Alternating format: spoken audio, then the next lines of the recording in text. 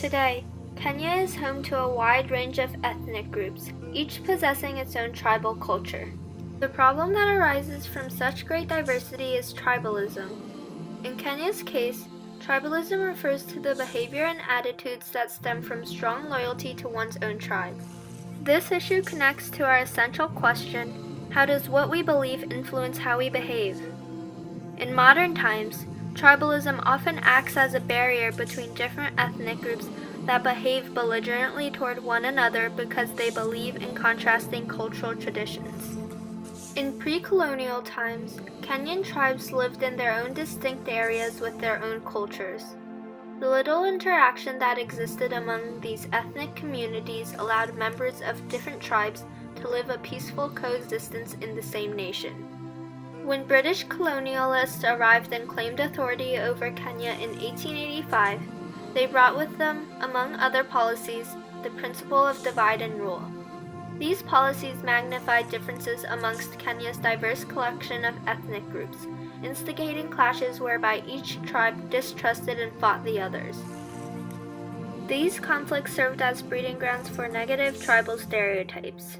For example, the Kikuyu, the most populous tribe in Kenya, received the impression that members of the Luo tribe were lazy and untrustworthy. This atmosphere of suspicion persisted leading up to Kenyan independence, as the nation split between the Kenya African National Union and the Kenya African Democratic Union. Shortly after independence, Jomo Kenyatta, leader of the more dominant Kenya African National Union, became the nation's president. His administration began favoring the Kikuyu people, which only exacerbated the social divisions caused by tribalism. Decades later, Kenyans demanded political liberalization, but the young democracy that emerged was weakened by an explosion of unprincipled political tribalism in which groups competed with one another for power and public resources. The influential force of competition-driven tribalism exists in Kenya to this day, and it poses a threat to the nation's political, economic, and social prospects. In political spheres, tribalism provides an avenue via which those in power enact policies and make decisions favorable to their tribesmen. Elections often amount to a numbers game because Kenyans cast votes based on their tribal affiliations. This gives Kenya's three largest tribes, the Kikuyu, Luhya, and Luo, significantly more influence over government and therefore over Kenyan society in general. In the realm of the workforce, employers commonly place underqualified staff of their own tribes in higher positions of authority than more competent individuals from other tribes. This form of nepotism leads to an inefficient use of available skills, ultimately proving detrimental to Kenya's economic development.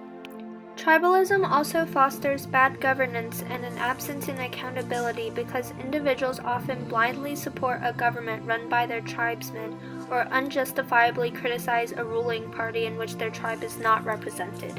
In order to eradicate the harmful presence of tribalism in Kenya, the Kenyan government must establish a fair system by which tribes can share power and resources equally via constitutional arrangements, so that tribal affiliation can no longer skew the distribution of state resources and government positions.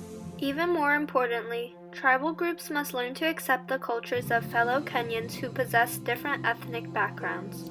It is not until the individuals among these tribes begin appreciating their common identity as Kenyans, rather than focusing on their differing identities as tribesmen, that Kenya can start developing and advancing as one unified nation.